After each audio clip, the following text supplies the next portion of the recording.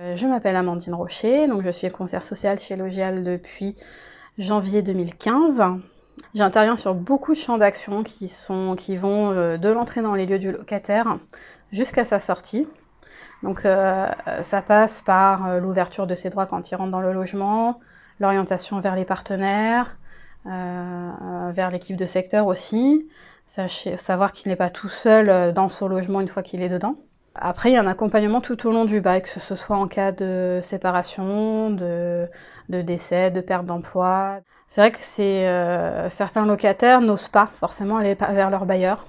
Ils ont peur souvent, ça la raison on ne connaît pas encore, mais souvent ils n'osent pas nous contacter pour nous prévenir qu'il y a un souci dans leur logement, qu'ils vont être en retard au niveau des impayés de loyer, qu'il y a eu un deuil, c'est assez compliqué. Donc c'est les accompagner, les orienter vers les partenaires de secteur, les orienter aussi vers certaines associations qui peuvent leur apporter de l'aide, un soutien aussi. Ce qu'on a fait dernièrement pour une dame qui avait perdu son mari, donc on l'a encadré pour toutes ces démarches notamment.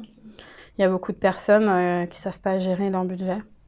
Donc que ce soit pour le paiement du loyer, mais aussi les autres charges locatives. Il y a beaucoup de locataires qui privilégient pas des fois le loyer, mais non plus les énergies. Donc c'est vrai qu'ils prennent du retard un petit peu partout.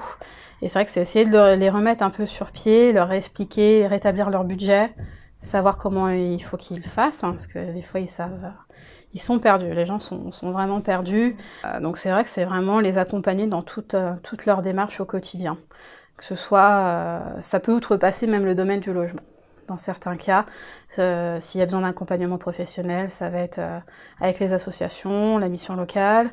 Quand il y a un problème, des fois aussi avec les enfants, ça va être vers l'ASE. Quand il y a d'autres soucis, quand il y a des décès, c'est l'accompagnement dans les démarches aussi administratives qu'ils doivent effectuer.